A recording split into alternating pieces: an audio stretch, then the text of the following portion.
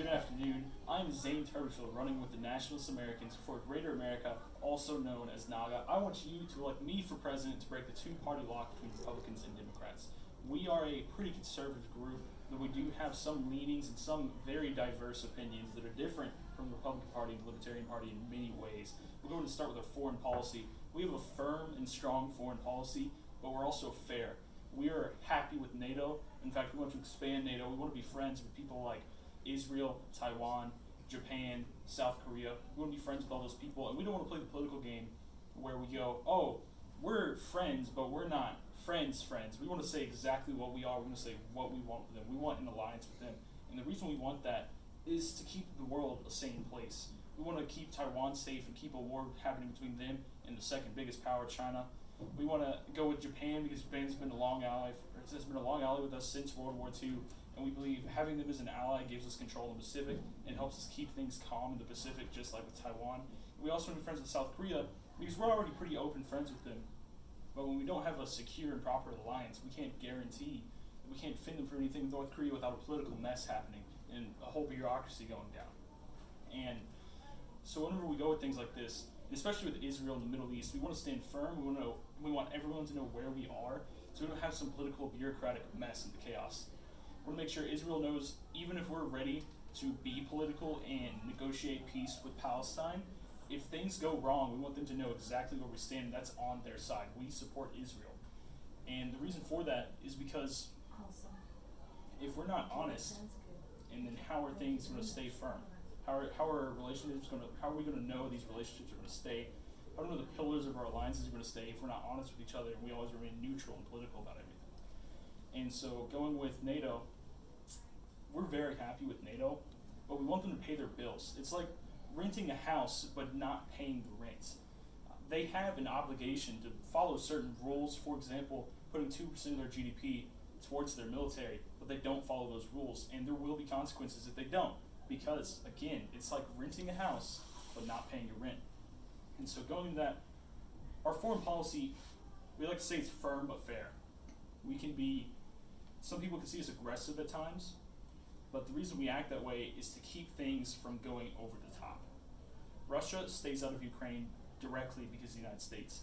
Russia stays out of Syria directly because of the United States. China doesn't interfere too much in the South China Sea because of the United States. We want to make sure it stays that way.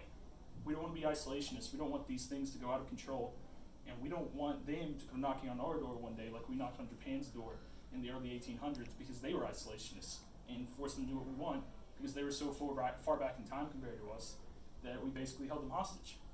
And that's why we just can't be isolationists like that. We can't, in a world where technology is moving faster than ever, we can't stop and go live like hermits on our own. We have to have a global influence. If we don't, what's going to happen to us? And so that's our foreign policy. Moving in foreign things, we'll go into our immigration. So we are happy to let legal immigrants in. And we are happy to make legal routes for immigrants. And for people who need to come in but can't afford it or don't know enough, we're happy to provide them with an education and help them get a job so that they can become proper integrated citizens of the United States. But we're not happy with illegal immigration, which is why we're happy to make these legal routes. We're happy to make legal routes for people to come in and make it easier for them, as long as it doesn't lower our security. Because in places like the United States last year, 40% of federal crime was committed by illegal immigrants. And then in Germany, in the Saxony area, they had an uptick in sexual assault and even rape. And it was caused almost exclusively by 14 to 30-year-old Muslim illegal migrant males. And when we see stuff like that, we have a problem with that. We don't want that to happen here. And so that's why we have such a firm and strong stance against illegal immigration. In fact, we'll even go as far as to build a wall. People say it's not effective, but a 50-feet wall with at least 10 feet into the ground to prevent tunneling, it's a physical barrier. Yeah, it might not be as effective. For example, most immigrants come in from the plains. We have a plan for that. We want additional screening. We want to ensure they are citizens or have a visa or something like that. And if they do have a visa, we want to make sure we know where they are and what they plan on doing. Not necessarily tracking them everywhere, but just making sure they don't overstay their visa and trying to legally immigrate that way. And so we try and prevent illegal immigration because it's for the best and the safety and the security of the nation, not because we hate people. So that's our stance on illegal immigration. So done with our immigration policy, we'll go into something that legal immigrants struggle with sometimes. We'll go into a drug policy, because sometimes legal immigrants are forced to be drug mules or do it willingly so that they can come into the country with the protection of the drug cartel. With our drug policy, we want to legalize but regulate weed, because weed, like any other drug or alcohol, is bad in too much amount, but it's also got a lot of benefits. So that's why we want to make it legal so people can use it, mostly for medicinal reasons. And then we want to regulate it like an alcohol or like tobacco, because it does have negative effects. It's not a miracle drug. After potent use, you can have permanent paranoia or suffer from psychosis or even schizophrenia. And so there's some obvious negative things. It slows down your brain function. It can make you react slower. And so obviously people like police officers, firefighters, military members, they can't smoke that while they're on duty. And they can't smoke it in a time that they would still be under its effects while on duty, because obviously it would affect how they work and how they function. But with other things, we do want 3-strike policy, not like the infamous one in California, when a 3 strikes is in, first strike, you did a drug, we're going to try and rehabilitate you. Second strike, you're going again, but you're probably struggling with addiction. We really should continue trying to rehabilitate you. There will be punishments, but our primary goal is to rehabilitate you. By our 3rd strike, it will be up to the discretion of the judge and the jury whether or not you are really struggling and we need to help you, or if you willingly do this and you're not a functioning member of society. At that point, there's nothing, we can't help someone who doesn't want to be helped. So our primary goal there will be to punish and deter and be a deterrent, both him, deterring himself, and deterring others by seeing what happens to someone who doesn't want to be a functioning member of society. And so that's our stance on more harder drugs. And so that is how we view drugs, that is how we'll handle drugs. Going into national security, we are a very anti-terrorist group. We're not just going in guns blazing yelling America, but what we will do, for example, the situation in Pakistan versus India, there's a big controversy because there were terrorists from Pakistan who came in and killed 40 Indians, mostly security personnel, 40 people in a single strike.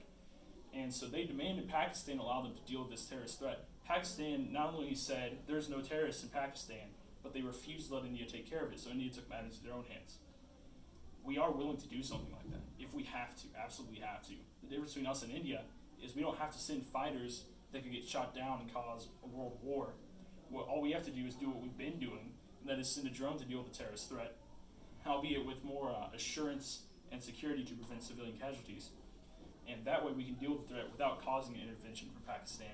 And if Pakistan doesn't like that, and we'll just tell them you should have let us in the first place because there's a security threat in your nation killing Americans and you're not letting us deal with it. And people say, that's too aggressive. Well, what are we supposed to do? If someone's loading a gun and another person's protecting them and you know that person has the intent to shoot you with that gun, and you're just going to, okay, I'm cool with that. You protect that guy so he can shoot me. It's fine. We're not going to do that. We're going to deal with the threat no matter what it takes.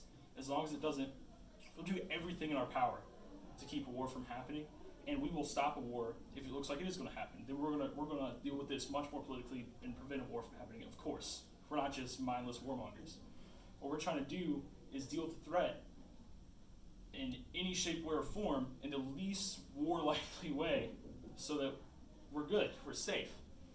And so, dealing with national security, we're firm. We're aggressive, but not overly aggressive, as I want to state very clearly. And we're very anti-terrorist. And we're ready to put whatever funding we need to do in that, as long as it doesn't increase the debt.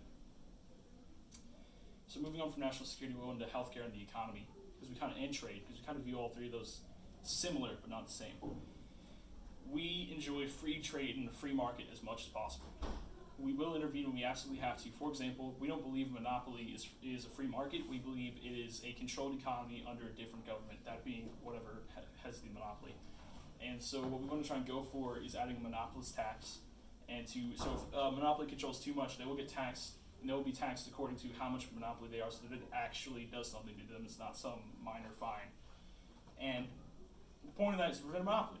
And we're not just trying to tax the economy to oblivion. We're not trying to hurt the economy. So we made routes for them to get out of that tax. For example, Walmart. I'm not sure how much they own in the industry, but let's say they own enough so they would get a monopolist tax. They can get out of that tax if, instead of going to a lot and buying out all the small businesses, They make partnerships with the small businesses, and the small businesses survive and thrive with support from Walmart.